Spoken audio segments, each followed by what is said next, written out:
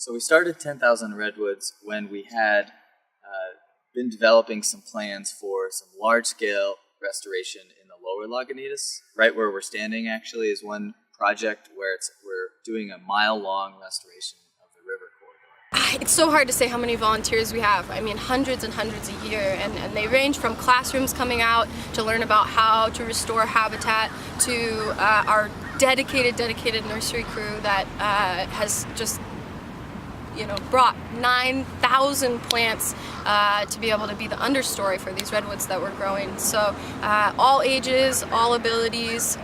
I would say that we get, it's about 50-50. It's about 50% students looking for opportunities to volunteer, to get their credits, but also in college. And then I think the other 50% is like families and people who are looking for fulfilling things to do.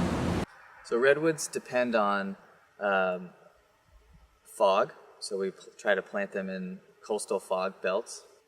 They like fairly narrow canyons, valleys that aren't too wide or too exposed, too much sun.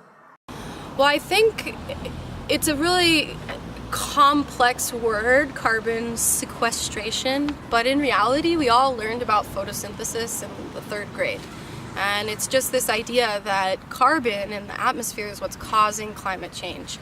And simply put, trees through photosynthesis or plants through photosynthesis are taking in this atmospheric carbon, they're releasing oxygen that we breathe, and then this carbon is being stored as sugars in their roots and in their cells.